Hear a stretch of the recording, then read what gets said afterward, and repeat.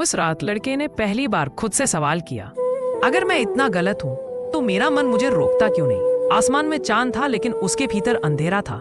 वह भाग रहा था खुद से अपनी नाकामियों से, और उसी भागते हुए रास्ते पर उसकी मुलाकात एक साधु से हुई। उस लड़के का नाम अर्जुन था। अर्जुन बचपन से मेहनती था, लेकिन उसका मन कभी स्थिर नहीं रहा। पढ़ाई की फेल, नौकरी की कोशिश की फेल, जिस काम में हाथ डाला वही असफलता मिली। धीरे धीरे उसके मन में यह बैठ गया कि मैं किसी काम का नहीं हूँ। जब इंसान खुद पर विश्वास खो देता है तब उसका मन उसका दोस्त नहीं रहता बल्कि मालिक बन जाता है। अर्जुन ने गलत लोगों की संगत पकड़ ली। पहले छोटे गलत काम की, फिर झूठ बोला, फिर धोखा देने लगा।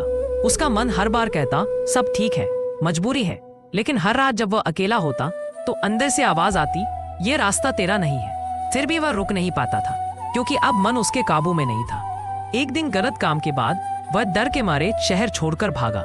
भागते भागते जंगल के किनारे पहुंच गया। वहां पीपल के पेड़ के नीचे एक साधु शांत बैठे थे। बिना आंख खोले साधु बोले, जब मन काबू में न रहे तभी। यहाँ तक आता है अर्जुन चौंक गया और उनके चरणों में बैठ गया।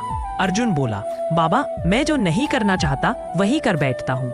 मैं हर काम में फेल होता हूँ। मेरा मन मेरा दुश्मन बन गया है। साधु ने आंखें खोली और कहा, मन कभी दुश्मन नहीं होता, मालिक गलत होता है। साधु ने जमीन से एक सूखी लकड़ी उठाई और बोले, अगर तू बिना रास्ता जाने जंगल में घुसेगा तो क्या होगा। अर्जुन बोला, भटक जाऊंगा। साधु बोले, मन भी जंगल है, तू बिना रास्ते उसमें घूम रहा है। साधु ने पूछा, घोड़ा ताकतवर होता है या सवार। अर्जुन बोला, घोड़ा। साधु मुस्कुराए और बोले, ताकत घोड़े में होती है लेकिन दिशा सवार देता है। तेरा मन घोड़ा है और तू उसे खुला छोड़ बैठा है, इसीलिए वह तुझे गलत रास्तों पर ले। तेरा मालिक हूँ। अर्जुन ने साधु के चरण छुए और वहां से चला गया। अगले दिन फिर मन ने उसे पुराने रास्ते पर खींचा, लेकिन अर्जुन रुका। उसने आंख बंद की और कहा, मैं तेरा मालिक हूँ। मन पहली बार चुप हुआ। दिन बीते, संघर्ष हुआ। कई बार मन जीता, कई बार अर्जुन, लेकिन अब अर्जुन हार मानने वाला नहीं था। धीरे धीरे गलत रास्ते छूटते गए। काम में ध्यान बढ़ा, आत्मविश्वास लौटा, फेल होना कम हुआ। सालों बाद अर्जुन सफल हुआ, लेकिन उससे भी बड़ी सफलता ये थी कि अब उसका मन उसके नियंत्रण में था। एक दिन वह फिर उसी पीपल के पेड़ के नीचे पहुंचा जहां साधु बैठे थे, लेकिन वहां कोई नहीं था। अर्जुन समझ गया, साधु बाहर नहीं थे, वे उसे उसके भीतर मिल चुके थे।